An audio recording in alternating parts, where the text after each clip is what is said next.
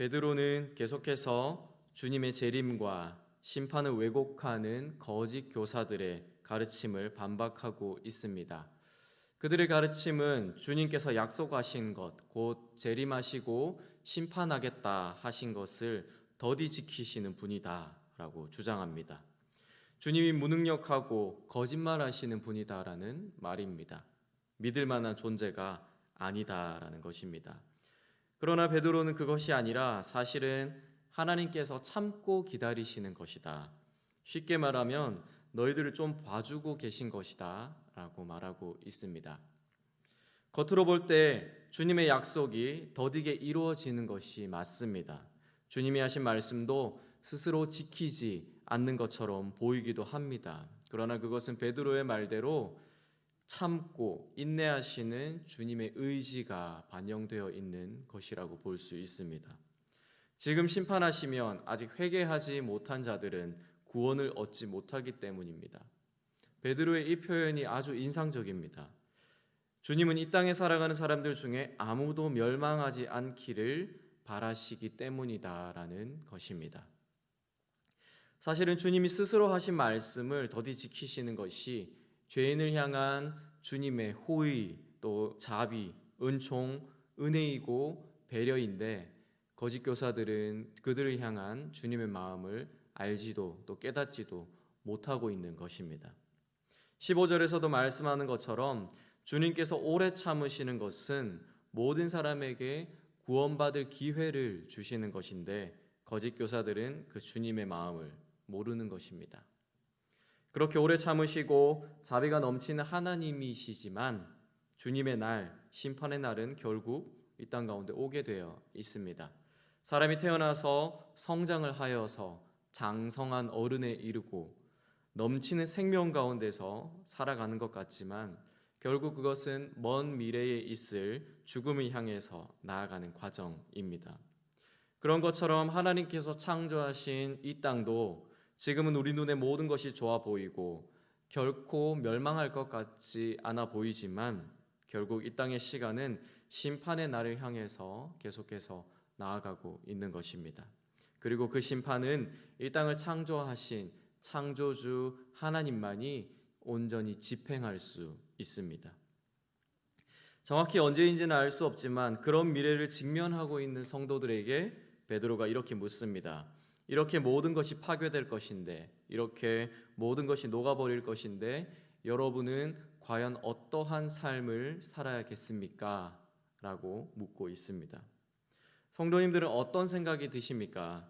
이 세상의 끝이 정말 손에 잡힐 것처럼 우리 눈앞에 다가온다면 어떠한 삶을 살고 어떠한 삶을 살기로 결정하시겠습니까? 11절에서 베드로는 그들에게 이렇게 권면합니다. 여러분들은 거룩한 행실들과 경건함들 속에서 사는 것이 필요합니다. 그러한 삶을 살아야 합니다라고 권면합니다. 먼저 우리가 행하는 모든 것은 하나님 앞에서 거룩해야 합니다. 즉 이 세상으로부터 구별됨이라는 하나님의 성품을 우리가 기억하고 우리 삶에 반영해야 한다는 것입니다. 이것은 베드로가 그의 첫 번째 서신에서 힘주어서 주장했던 말씀입니다. 베드로전서 1장 15절과 16절에서 이렇게 말씀합니다. 오직 너희를 부르신 거룩한 이처럼 너희도 모든 행실에 거룩한 자가 되라. 기록되었으되 내가 거룩하니 너희도 거룩할지어다 하셨느니라. 이렇게 말씀합니다. 가깝게는 거짓 교사들의 가르침을 따르지 않는 것이고 조금 더 나아가서는 하나님의 성품과 반대되는 세상의 가치와 문화와 사고방식과 삶의 모습들로부터 스스로 구별되는 것입니다. 이 땅 가운데 살아가지만 그것으로부터 영향을 받지 않기로 결정하고 또 실제로 영향을 받지 않는 삶을 사는 것입니다. 어제도 말씀드렸지만 거짓 교사들만 보더라도 그들은 육신의 정욕을 따르는 자들입니다.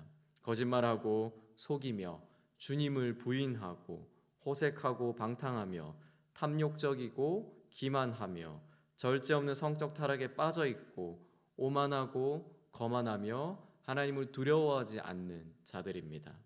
이런 세상의 당연한 문화들로부터 우리의 생각과 마음과 행동들을 지켜나가는 것입니다. 그리고 두 번째로 우리가 하는 모든 일은 경건해야 합니다. 즉 그것은 우리가 예수 그리스도 안에서 알게 되었던 하나님을 우리의 삶에 반영하고 또 나타내는 것입니다. 베드로후서 1장 3절에서는 그 경건이 주님께 속한 것이고 또 주님을 우리가 알 때 그 모든 것들을 우리에게 주셨다라고 말하고 있습니다. 그것이 1장 5절부터 말하는 믿음의 덕의 지식의 절제를, 절제의 인내를, 인내의 경건을, 경건의 형제 우애를, 형제 우애에 사랑을 더하라는 말로 신의 성품에 참여하고 신성한 성품, 하나님의 성품을 가지라고 베드로가 이미 우리 가운데 권면한 바가 있습니다.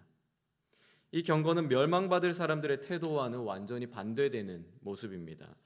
2장 5절과 6절에서 이렇게 말씀합니다. 옛 세상을 용서하지 아니하시고 오직 의를 전파하는 노아와 그 7 식구를 보존하시고 경건하지 아니한 자들의 세상에 홍수를 내리셨으며 소돔과 고모라 성을 멸망하기로 정하여 재가 되게 하사 후세에 경건하지 아니할 자들에게 본을 삼으셨다.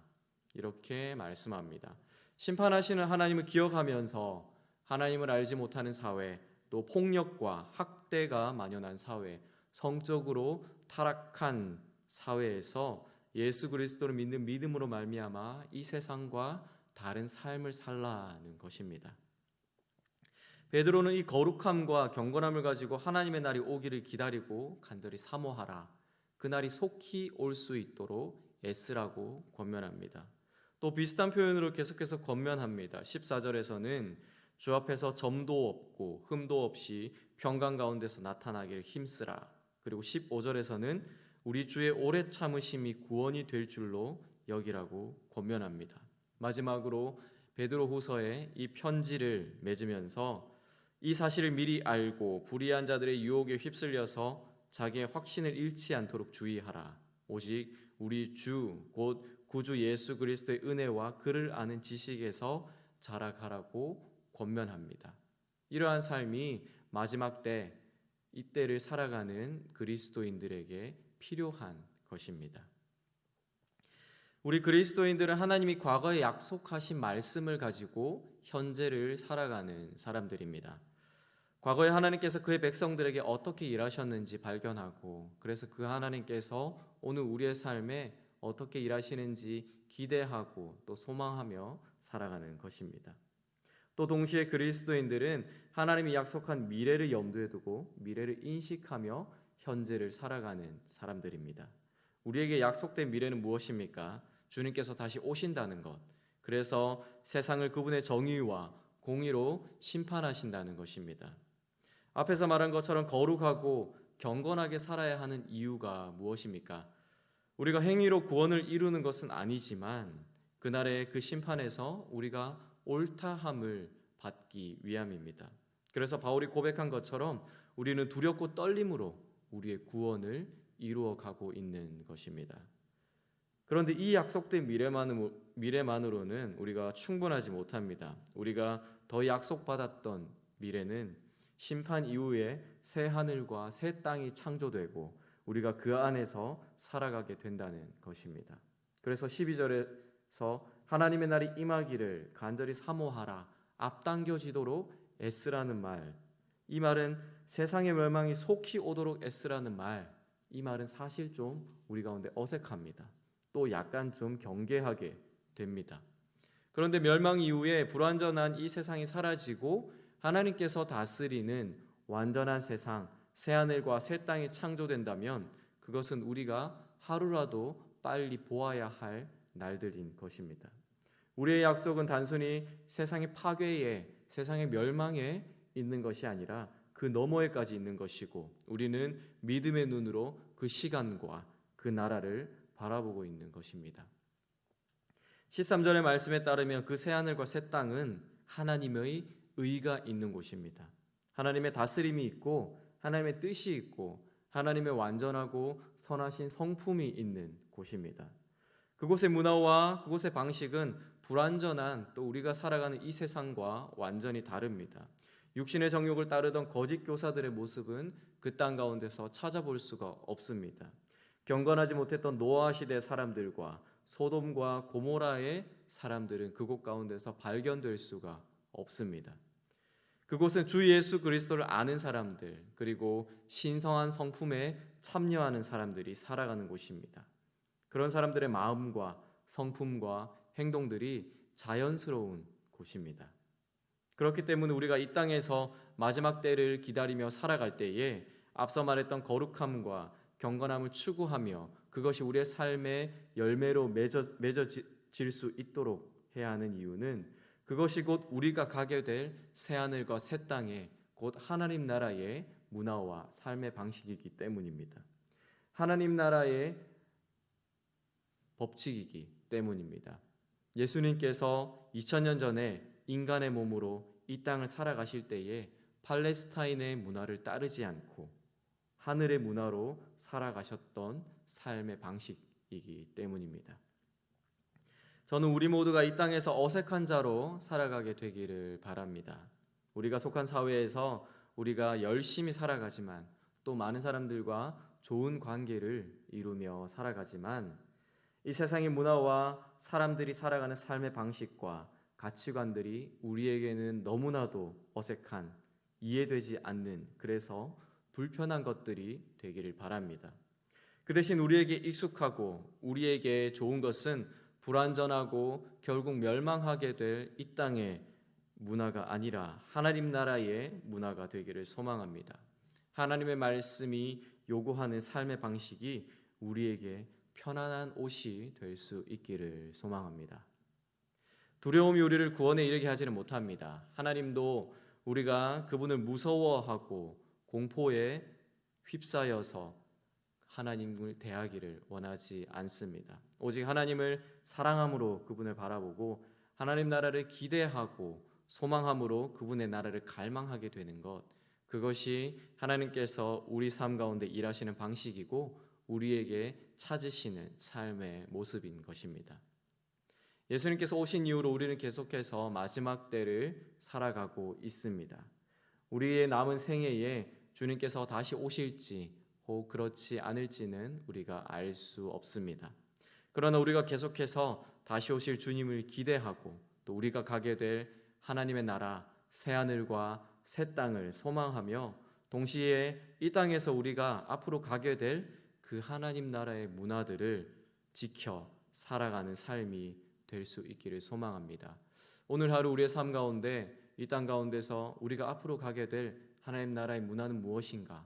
그래서 내가 내 삶 가운데서 지켜 행할 것들은 무엇인가? 찾아보고 발견하고 하나님의 계명을 따라 하나님의 말씀을 따라 하나님의 마음을 따라 살아가는 우리 모든 동네 제일교회 성도님들이 되시기를 소망합니다. 함께 기도하시겠습니다. 하나님, 우리가 이 땅 가운데서 또 하나님께서 우리를 심으시고 우리를 부르신 곳에서 열심히 또한 최선을 다해서 살아가지만 하나님, 우리가 이 땅의 영향을 받지 않고 또 이 땅의 가치와 문화와 유행하는 것들과 이 땅에서 진리라고 말하는 것들을 우리가 따르지 아니하게 하여 주시옵소서. 우리가 온전히 추구하고 바라보고 따라야 할 것은 하나님 나라의 그 문화, 그 가치, 그 법칙인 것들을 우리가 다시 한번 깨닫게 하여 주시옵소서. 우리의 삶 가운데 하나님의 마음에 합당하지 않는 것들이 있다면 하나님, 우리가 그것들을 발견하고 알게 하여 주셔서 우리가 그것들을 고쳐나가게 하시고 그 길에서 돌이키게 하시고 그래서 새하늘과 새 땅에서 우리가 앞으로 살아가게 될 그 문화와 그 방식대로 이 땅에서 지금 살아갈 수 있게 하여 주시옵소서. 그래서 우리를 통해서 이 땅의 하나님 나라의 문화들이 회복되게 하여 주시고 퍼져나가게 하여 주시고 세워질 수 있게 하여 주시옵소서. 하나님, 우리의 삶이 곤고함 가운데 있는 날들이 많습니다. 특별히 요즘은 더욱더 그러합니다. 그러나 우리의 소망이 되시고 우리의 힘이 되시는 그 예수님을 우리가 바라볼 수 있게 하여 주시옵소서. 그것을 위하여서 이 땅 가운데 오신 그 예수님을 우리가 더욱더 의지할 수 있게 하여 주시옵소서. 그 소망이 되시는 하나님을 의지함으로 말미암아 바라봄으로 말미암아 함께하고 동행함으로 말미암아 우리가 이 힘든 시간들을 잘 견뎌내고 이겨낼 수 있게 하여 주시옵소서. 우리의 삶에 늘 당신의 선하심과 자비하심이 함께할 수 있기를 기원합니다. 하나님의 좋으심이 우리를 늘 보살필 수 있기를 소망합니다. 그런 하나님을 기대합니다. 그런 하나님을 높여드립니다. 감사합니다. 예수님 이름으로 기도드립니다. 아멘.